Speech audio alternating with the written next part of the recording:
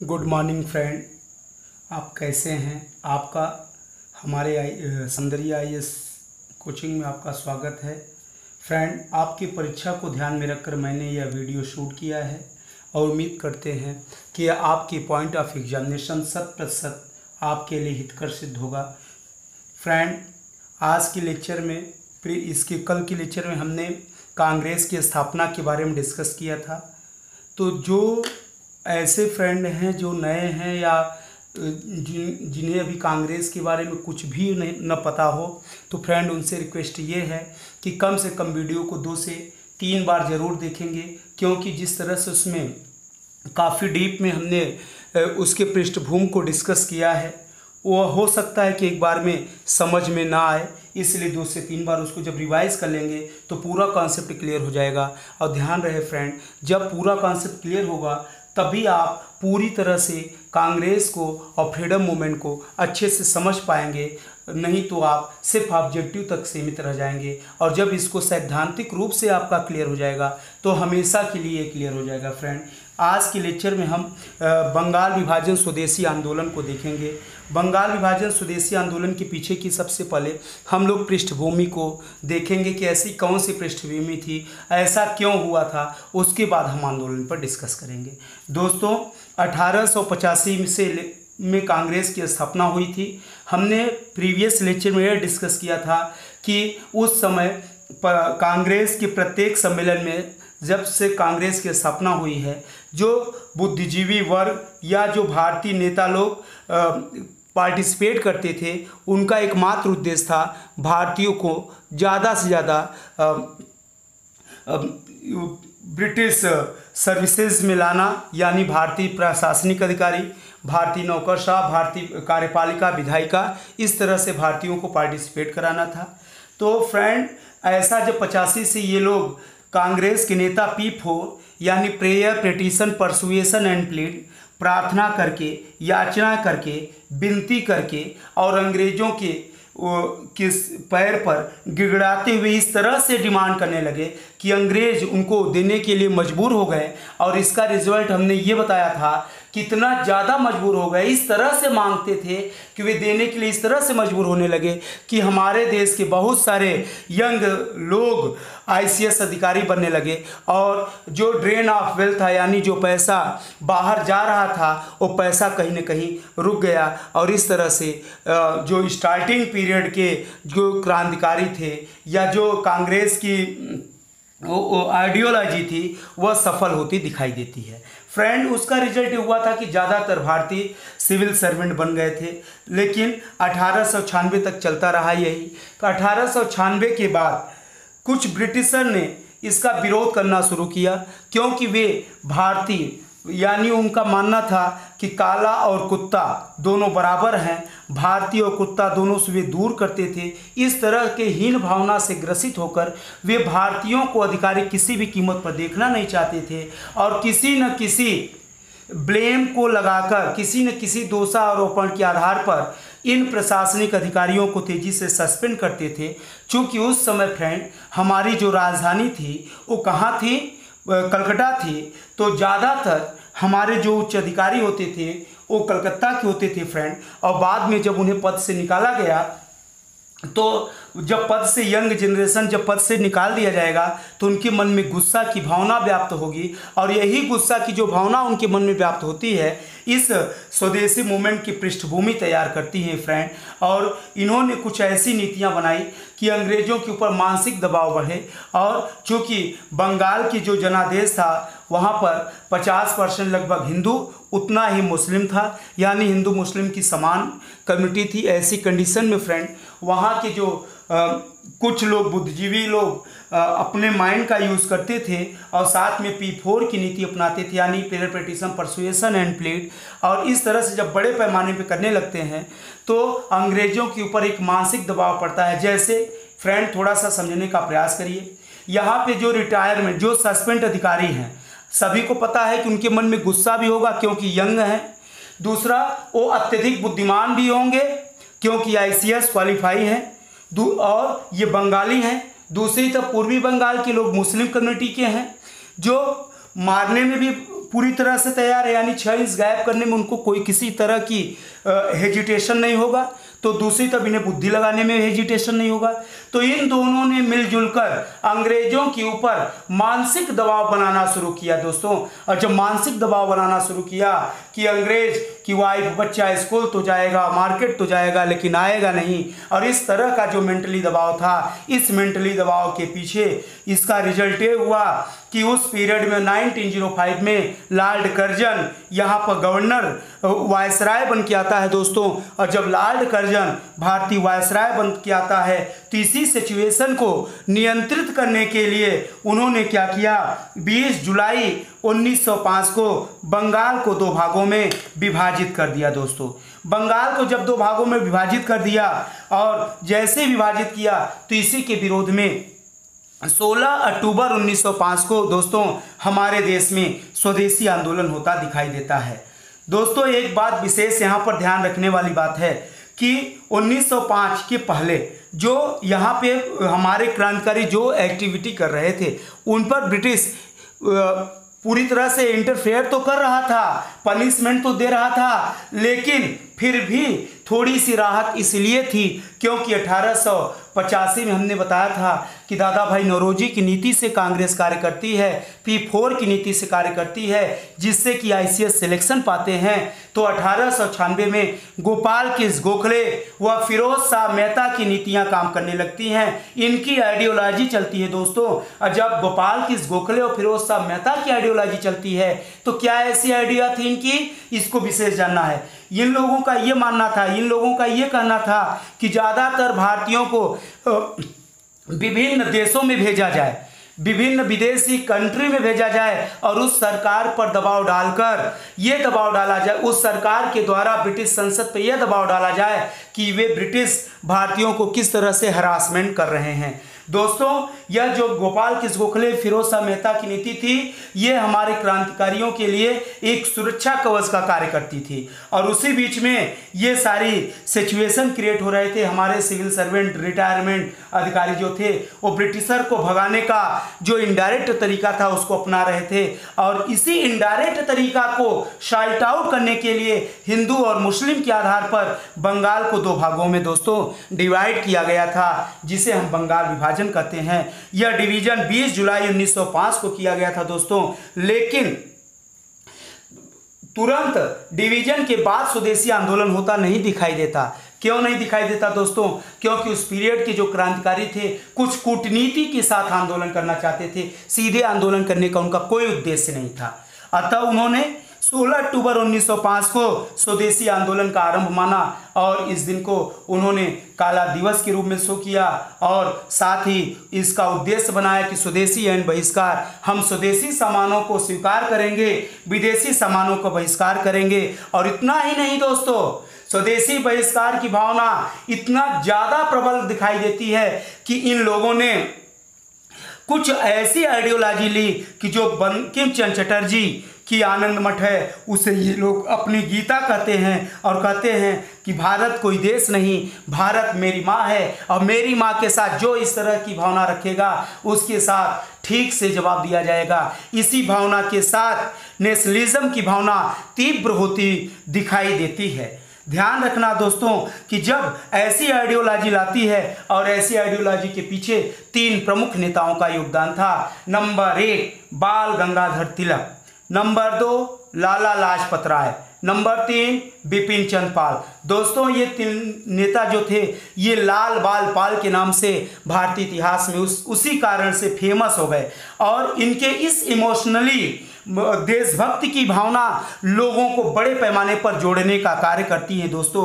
और देखते ही देखते स्वदेशी मूवमेंट में पूरा भारत कमोवेश जुड़ जाता है, और इसमें एक साथ चूंकि उस स्वदेशी का दूसरा लक्ष्य ये रखा गया दोस्तों कि 16 अक्टूबर के बाद प्रत्येक चौराहे पर, कस्बे पे विदेशी कपड़े, विदेशी सामान की होली जलाई जाएगी। दोस्तों उस समय हमारे देश में अत्यधिक गरीबी थी, फिर भी उनकी जो इमोशनली देशभक्ति की भावना थी इससे लोग कपड़े की होली जला रहे थे। गुरुदेव रविन्द्रनाथ टैगोर ने उनको समझाया कि वर्तमान में जो सिचुएशन है, कपड़े की होली जलाई जाना एक निष्ठुर बर्बादी है, किंतु जब इन सिविल सर्वेंट के द्वारा, जो रिटायरमेंट सिविल सर्वेंट थे, सस्पेंड सिविल सर्वेंट थे, जब इसकी असली थीम इनको बताया गया तो गुरुदेव जी इनकी बातों को स्वीकार कर लेते हैं। थीम क्या थी दोस्तों, थोड़ा सा समझ लेते हैं। अगर विदेश, जैसे एक उदाहरण हम बता रहे हैं, जैसे BMW कार दोस्तों बहुत महंगी है, ठीक है, बहुत कॉस्टली है, हम लोग नहीं चढ़ सकते, सब नहीं चढ़ सकते, लेकिन अगर BMC चाहे, अगर BMC सरकार चाहे तो BMW कार तो खरीद सकती है, और वो अगर 100 खरीद लेती है और खरीदने के बाद कचड़े के गाड़ी में कन्वर्ट कर देती है, तो इसका रिजल्ट दोस्तों क्या होगी कि इन महंगी कारों की जो वैल्यू होगी मार्केट में वो धड़ाम से नीचे गिर जाएगी। इसी आइडियोलॉजी को लेकर जो क्रांतिकारी थे विदेशी कपड़े की होली जला रहे थे, जिससे कि भारत में तो बंद हो ही जाएगा, उनका मार्केट पूरे विश्व में खराब हो जाएगा। दोस्तों रॉयल इनफील्ड के साथ भी दोस्तों यही हुआ था। यह इकोनॉमी की एक विचारधारा के अंदर आती है। दोस्तों इस तरह से जब स्वदेशी विचारधारा तेजी से पनपने लगती है, तब अंग्रेज इसको किसी भी तरह से कंट्रोल नहीं कर पा रहे थे, तो अंग्रेजों ने एक नीति बनाई। क्या नीति बनाई दोस्तों, उन्होंने पहली नीति ये बनाई कि भारतीयों को हिंदू और मुस्लिम के आधार पर, किस आधार पर दोस्तों, हिंदू व मुस्लिम के आधार पर 2 भागों में डिवीजन करने का प्लान बनाया कि हम हिंदू और मुस्लिम को अलग कर देंगे धर्म के आधार पर। और हुआ भी कुछ ऐसा दोस्तों। जो ढाका के नवाब थे उनका नाम था सलीमुल्ला और उनके वजीर का नाम था दोस्तों आगा खां। तो अंग्रेजों के इशारे से सलीमुल्ला व आगा खां के द्वारा 1906 में ढाका में दोस्तों मुस्लिम लीग की स्थापना की गई थी। कहाँ पे, ढाका में। किसकी स्थापना दोस्तों, मुस्लिम लीग की स्थापना हुई थी। अच्छा, मुस्लिम लीग की जो स्थापना हुई थी दोस्तों, ध्यान रखना, फाउंडर अगर पूछे, संस्थापक पूछे तो सलीमुल्ला आगा खां को गोला भरना है दोस्तों। अगर पहला अध्यक्ष आपके एग्जाम में पूछ लिया जाए तो आगा खां को गोला भरना है दोस्तों। अगर ये पूछ लिया जाए कि स्वदेशी आंदोलन का ये पूछा जाए कि मुस्लिम लीग के वास्तविक अध्यक्ष कौन थे, तब क्या भरोगे दोस्तों, तब वहां पे वकारुल मुल्क, वास्तविक अध्यक्ष पूछा नहीं गया कि क्वेश्चन में वकारुल मुल्क होगा दोस्तों, ये विशेष ध्यान रखना। अच्छा, नेक्स्ट इसमें क्या आता है कि मुस्लिम लीग जो बनी थी दोस्तों, इसका मुख्य उद्देश्य क्या था, तो ध्यान रखना, मुख्य उद्देश्य था कि मुस्लिमों को स्वदेशी आंदोलन से अलग करना और अंग्रेजों के प्रति मित्र बनाना था, अंग्रेजों के प्रति समर्थक बनाना था और कांग्रेसियों के प्रति विरोध की भावना भड़काना था। ठीक है दोस्तों, इसका कॉन्सेप्ट आपको क्लियर हो गया होगा। मुस्लिम लीग का इसी उद्देश्य से अंग्रेजों ने किया। आप लोग जानते हो, हमने लेक्चर में डिस्कस किया था, अंग्रेजों ने यहाँ पे मुस्लिम लीग स्थापित हुआ और 1909 में मुस्लिमों को पृथक निर्वाचन की मांग बिना कुछ सोचे समझे दे दिया जाता है। सिर्फ इसी का एक नतीजा था कि किसी तरह से मुस्लिम कम्युनिटी को अपनी ओर मिलाया जाए। दोस्तों मुस्लिम लीग का बहुत ज़्यादा जो प्रभाव था, इस मुस्लिम लीग का जो प्रभाव था, ये बहुत ज़्यादा प्रभाव स्वदेशी आंदोलन में नहीं दिखाई पड़ता दोस्तों। जो एलीट मुस्लिम क्लास है, यानी उच्च मुस्लिम क्लास था, वो तो बिल्कुल अंग्रेजों का समर्थक बन गया था, लेकिन बहुसंख्यक जो मुस्लिम था, यानी मिडिल क्लास और निम्न क्लास मुस्लिम, वो कांग्रेस के साथ कंधे से कंधा मिलाकर दोस्तों फ्रीडम मूवमेंट में भाग ले रहा था। अच्छा, एक क्वेश्चन बताइए दोस्तों, मुस्लिमों में मध्यम वर्ग का उदय कब हुआ था, तो ध्यान रखना, अलीगढ़ मुस्लिम आंदोलन के बाद हुआ है। जबकि हिंदुओं में मध्यम क्लास जो बना था दोस्तों 1913 अंग्रेजी शिक्षा के परिणाम स्वरूप हुआ था दोस्तों।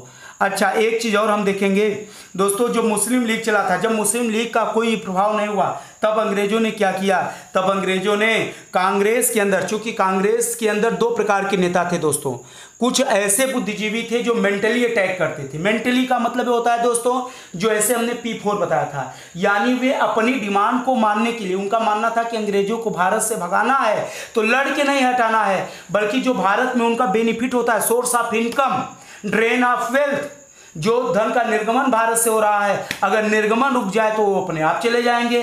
तो जो इस आइडियोलॉजी को मानते थे दोस्तों, उन्हीं को हम नरम दल विचारक के रूप में मानते हैं, जो P4 की पॉलिसी यानी प्रार्थना, याचना, विनती करना, अंग्रेजों के सामने गिड़गिड़ा कर अपनी 1 by 1 डिमांड को पूरा करते थे। और जब डिमांड पूरा होता चला जाएगा तो अंग्रेजों का भारत में रहना मीनिंगलेस हो जाएगा दोस्तों, अपने आप चला जाएगा। तो पहला तो ये हो गया नरम दल का कॉन्सेप्ट। गरम दल जो था दोस्तों, गरम दल क्या था? गरम दल में के जो फाउंडर थे बेसिकली बाल गंगाधर तिलक जी को माना जाता है दोस्तों।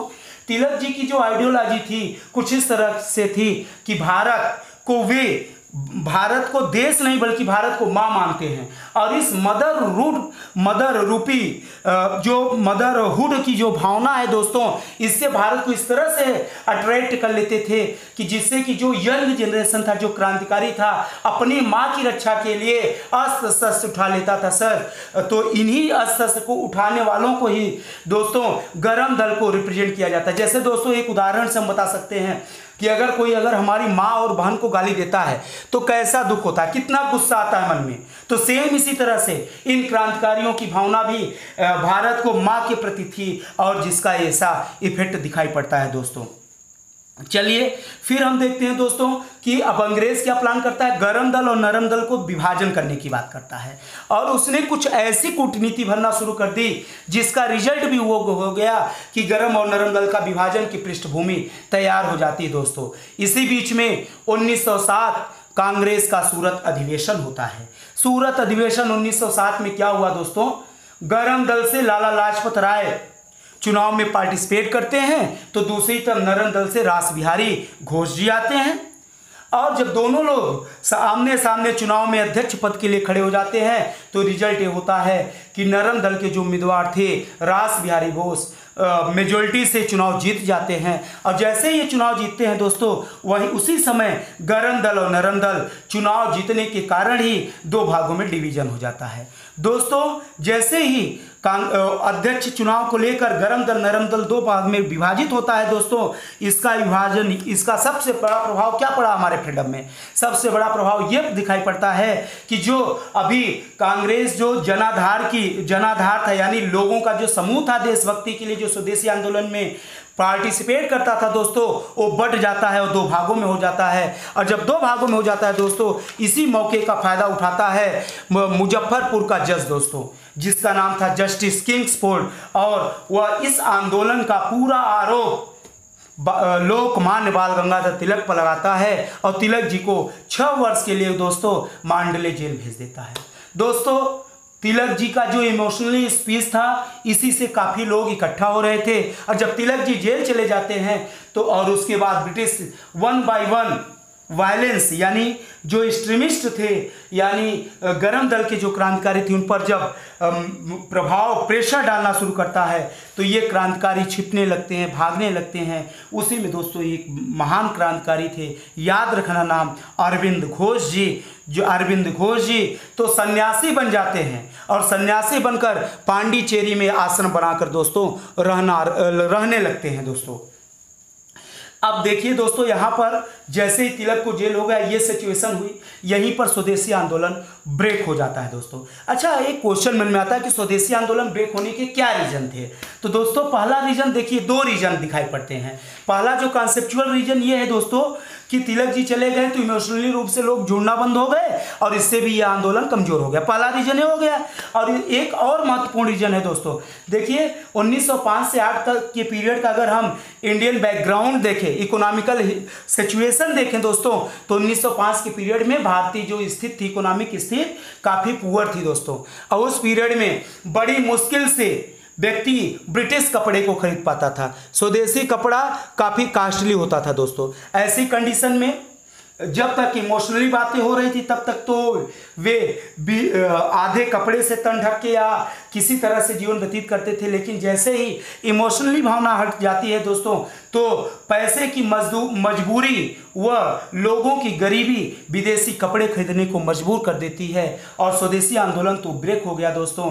कुछ एलीट क्लास निश्चित रूप से स्वदेशी सामानों को स्वीकार करता था, किंतु मैक्सिमम जो गरीब पुअर क्लास था, भारतीय थे, जो भारतीय जनाधार था दोस्तों, वह पुनः ब्रिटिश सामान को लेना आरंभ कर देता है। अतः स्वदेशी आंदोलन पूरी तरह से सफल होता दोस्तों नहीं दिखाई देता। स्वदेशी आंदोलन पूरी तरह से नहीं दिखाई पड़ता। अच्छा दोस्तों, यहाँ पे एक चीज़ ध्यान रखना है, जैसे ही स्वदेशी आंदोलन रुक जाता है तब दो नेता थे, एक स्टूडेंट ही थे, छोटे उम्र के थे, एक 18 साल का, एक 23 साल का। एक का नाम था खुदीराम बोस, दूसरे का नाम था दोस्तों प्रफुल्ल चाकी। वह ये जो सभी जो नाम का मतलब इस जो स्वदेशी आंदोलन रुकने का पूरा ब्लेम दोस्तों यह किस पे लगाता है, जस्टिस किंग्सफोर्ड पर लगाते हैं और उनसे बदला लेने का प्लान करते हैं दोस्तों। और फिर एक दिन इन दोनों ने ये जहाँ पे ये पता लिया कि जहाँ पे किंग्सफोर्ड वॉकिंग करने आता था दोस्तों, और उनकी बग्घी पर इन लोगों ने छिप कर बम फेंका। किंतु उस दिन बहुत दुख की बात थी कि जस्टिस किंग्सफोर्ड नहीं आया था दोस्तों। उस समय एक माँ और बेटी आई थी, जो किसकी थी, माँ बेटी जो आई थी ये पिंगले उस समय थे, पिंगली की पत्नी और बेटी थी दोस्तों। ये दोनों शहीद हो गए और यहाँ पे जस्टिस किंग्सफोर्ड पूरी तरह से सुरक्षित बच गया दोस्तों। इस केस को भारतीय इतिहास में मुजफ्फरपुर केस के नाम से दोस्तों जाना जाता है। और इसी केस के ब्लेम में खुदीराम बोस को 11 अगस्त 1908 को फांसी दे दी गई थी दोस्तों। ध्यान रखना, खुदीराम बोस 18 वर्ष की उम्र में सबसे कम उम्र में फांसी की सजा पाने वाले ये भारत के पहले क्रांतिकारी होते हैं दोस्तों। एक बात और ध्यान रखना है, अगर क्वेश्चन आपसे ये पूछा जाता है कि प्रथम कौन सा क्रांतिकारी था फांसी की सजा पाने वाला, तो ध्यान रखना वो क्रांतिकारी मंगल पांडे जी थे, जिन्हें 8 अप्रैल 1857 को बैरकपुर छावनी में सबके सामने फांसी की सजा दी गई थी दोस्तों। अच्छा, यहाँ पे किंग्सफोर्ड की हत्या के प्रयास में खुदीराम बोस को फांसी दे दी गई और इनके जो साथी थे प्रफुल्ल चाकी, उन्होंने पुलिस की डर से आत्महत्या कर लिया था दोस्तों। यहाँ पर दोस्तों आज के लेक्चर हमने कंप्लीट कर दिया। आज के लेक्चर में बस इतना ही दोस्तों। ये अगर आपको हमारा लेक्चर कम समझ में आए दोस्तों, वैसे तो हमने अपना पूरा एफर्ट लगाते हैं आपको समझाने के लिए, तो कम से कम दोस्तों 2 बार वीडियो देखिएगा। जिनकी पृष्ठभूमि होगी हिस्ट्री की उन्हें तो तुरंत समझ में आ जाएगा दोस्तों, जिनकी पृष्ठभूमि नहीं होगी उन्हें इतनी जल्दी समझ में नहीं आता। तो बिल्कुल मत परेशान होना, 2 बार पढ़ना, क्योंकि पृष्ठभूमि जिस दिन बन जाएगी आपका बेसिक क्लियर कॉन्सेप्ट हो जाएगा, उस दिन अपने आप रट्टाफिकेशन कर ले जाएंगे दोस्तों, नो डाउट। आज के सवाल को हम देखेंगे दोस्तों। अच्छा, जो हमने क्वेश्चन पूछा था कि भारतीय संविधान सभा के वास्तुकार किसे माना जाता है दोस्तों, तो कौन थे, ये थे डॉक्टर BR अम्बेडकर। दोस्तों आज के सवाल को हम लोग देखेंगे। पहला सवाल, स्वदेशी आंदोलन की गीता किसे कहा गया है? वंदे मातरम, जनगण मन, झंडा ऊंचा रहे हमारा, स्वराज हमारा जन्मसिद्ध अधिकार है। दोस्तों वंदे मातरम को बोला गया है। वंदे मातरम 65 सेकंड में गाया जाता है। यह हमारा राष्ट्रगीत है दोस्तों। ये बंकिम चंद्र चटर्जी के आनंद मठ उपन्यास से लिया गया है दोस्तों। यह संस्कृत भाषा में लिखा गया है। जनगण मन के बारे में, जनगण मन ये 20 सेकंड व 52 सेकंड में गाया जाता है दोस्तों। इसे गुरुदेव रविन्द्रनाथ टैगोर जी के गीतांजलि नावल से लिया गया है। ये बंगाली भाषा में लिखा गया है दोस्तों। झंडा ऊंचा रहे हमारा श्याम कुमार गुप्ता के द्वारा लिखा गया है दोस्तों। और स्वराज हमारा जन्म सिद्ध अधिकार ये बाल गंगाधर तिलक का एक अच्छा सा स्टेटमेंट है दोस्तों। नेक्स्ट क्वेश्चन, कौन सा क्रांतिकारी स्वदेशी आंदोलन से संबंधित नहीं था? ध्यान रखना दोस्तों, गोपाल कृष्ण गोखले भी थे, तिलक जी भी थे, महात्मा गांधी नहीं थे, बिपिन चंद्र पाल थे। महात्मा गांधी दोस्तों 9 जनवरी 1915 को भारत आए ही थे, तो इस आंदोलन में रहने का कोई सवाल ही नहीं उठता। तीसरा क्वेश्चन दोस्तों, स्वदेशी आंदोलन में कपड़े की होली जलाई जाना एक निष्ठुर बर्बादी था। इस कथन को दोस्तों किसने कहा था? इस क्वेश्चन को लाला लाजपत राय, तिलक जी, अरविंद घोष या रविन्द्रनाथ टैगोर? दोस्तों इस कथन को गुरुदेव रविन्द्रनाथ टैगोर जी ने किया था। अच्छा, गुरुदेव की उपाधि इन्हें किसने दिया था? रविन्द्रनाथ टैगोर जी को गुरुदेव की उपाधि ब्रह्मा बांधोपाध्याय ने दिया था। किसने दिया था? ब्रह्मा बांधोपाध्याय ने गुरुदेव की उपाधि दिया था। ठीक है दोस्तों। और रविन्द्रनाथ टैगोर जी ने गांधी जी को महात्मा की उपाधि दी है दोस्तों, ये भी ध्यान रखना है। ठीक है। और महात्मा गांधी को राष्ट्रपिता की उपाधि सुभाष चंद्र बोस ने दिया है दोस्तों। सुभाष चंद्र बोस को नेताजी की उपाधि जर्मनी में रह रहे भारतीयों के द्वारा दिया गया था दोस्तों। अगर ये ऑप्शन में न रहे तब एडोल्फ हिटलर को गोला भरना। जर्मनी में रह रहे भारतीयों का एक समूह था दोस्तों, फ्री इंडिया सेंटर, उन्होंने नेताजी की उपाधि दिया था। ठीक है दोस्तों, आगे अब हम लोग फोकस करेंगे, क्वेश्चन नंबर 4 पे देखेंगे। निम्न को सुमेलित करने की बात है दोस्तों। चलिए, लॉर्ड कर्जन के पीरियड में क्या हुआ था? बंगाल विभाजन हुआ था। लॉर्ड मेयो के समय प्रथम जनगणना की गई थी 1872 में दोस्तों। लॉर्ड डफरिन के समय भारतीय राष्ट्रीय कांग्रेस की स्थापना हुई थी। लॉर्ड रिपन के समय लोकल गवर्नमेंट भारत में स्थापित हुआ था। लॉर्ड मिंटो के समय माले मिंटो रिफॉर्म 1905 क्या हुआ था दोस्तों? सांप्रदायिक निर्वाचन पद्धति भारत में आरंभ हुई थी। क्वेश्चन नंबर 5 को हम लोग एनालिसिस करेंगे दोस्तों। क्वेश्चन नंबर 5 में ऐसा क्या है, इसको हम लोग अच्छे से देखेंगे। क्वेश्चन नंबर 5 ये कहता है कि कांग्रेस के विभाजन का मुख्य कारण क्या था? अब देखिए, अंग्रेजी नीतियां, असमान विचारधारा, श्रेष्ठता के लिए संघर्ष, अध्यक्ष पद का चुनाव। तो ऑप्शन में पहले अध्यक्ष पद का चुनाव गोला भरना है। अगर ये न रहे ऑप्शन में तो श्रेष्ठता के लिए संघर्ष, क्योंकि अध्यक्ष का होना मतलब श्रेष्ठ पद होना। तो पहले अध्यक्ष पद का चुनाव गोला भरोगे, ये नहीं है तो श्रेष्ठता के लिए संघर्ष, अगर ये भी नहीं है तो असमान विचारधारा, अंतिम में अंग्रेजी नीतियां को जानना है दोस्तों। छठा क्वेश्चन देखिए, मुस्लिम लीग के प्रथम अध्यक्ष कौन थे? हमने अभी कुछ देरी पहले बताया था, वकारुल मुल्क, आगा खां, मोहम्मद अली जिन्ना, सलीमुल्लाह खां। ध्यान रखना दोस्तों, आगा खां को गोला भरना है। अगर मुस्लिम लीग के वास्तविक अध्यक्ष पूछा जाएगा तब वकारुल मुल्क को कहना है। नेक्स्ट क्वेश्चन, फांसी की सजा पाने वाला पहला क्रांतिकारी कौन था? खुदीराम बोस, भगत सिंह, राम प्रसाद बिस्मिल, मंगल पांडे। दोस्तों मंगल पांडे हमने बताया था, इन्हें फांसी कब मिली थी? 8 अप्रैल 1857 को मिली थी दोस्तों। हमने दूसरा चीज आपको बताया था किसके बारे में दोस्तों? खुदीराम बोस के बारे में। तो अगर कभी पूछा जाए कि खुदीराम बोस को फांसी कब मिली थी दोस्तों, तो 11 अगस्त 1905 को खुदीराम बोस को फांसी मिली थी।